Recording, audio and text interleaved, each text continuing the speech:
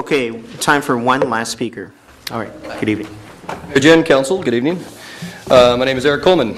Roughly half of the city's budget, $41 million, falls under the somewhat vague column of public safety. In the last 15 years, crime has dropped significantly. Violent crime is down 16%, property crime is down 50%, as the chief stated last week. This is page 179 from the Comprehensive Annual Financial Report 2011. It shows how over the span of the last 9 fiscal years, basically all government department spending has remained the same.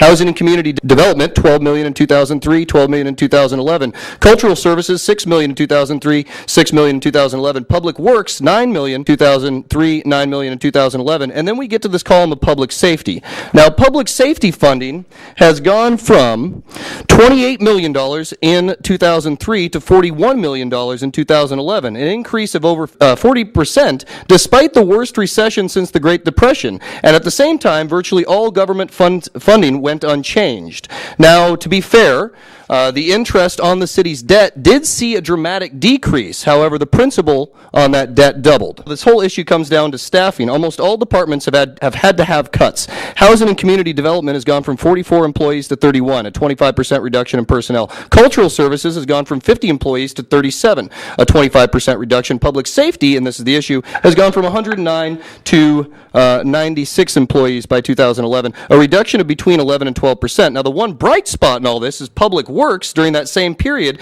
has managed to hire 12 new people, going from 88 employees in 2002 to 100 employees in 2011, with significantly less money than this somewhat mysterious column Public Safety.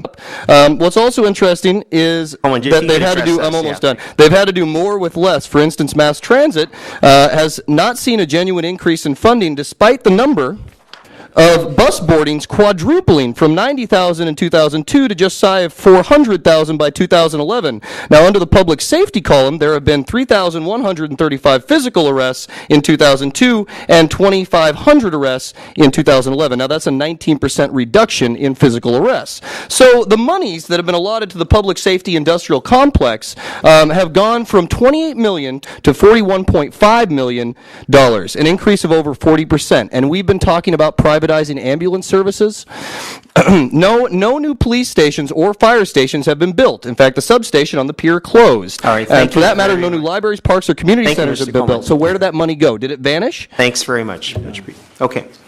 All right, we're done with non-agenda items. So we are on section K. This is a discussion and possible action regarding consideration of a medical insurance brokerage and consulting agreement with Keenan and Associates and various side letters. And Mr. Workman, good evening. Mayor and members of the City Council, I'm pleased to announce tonight that the city and the 6 employee associations have reached agreement on a side letter that would provide the opportunity for us to go back into the market with a opportunity to get additional quotes for quality health care, affordable health care with additional options.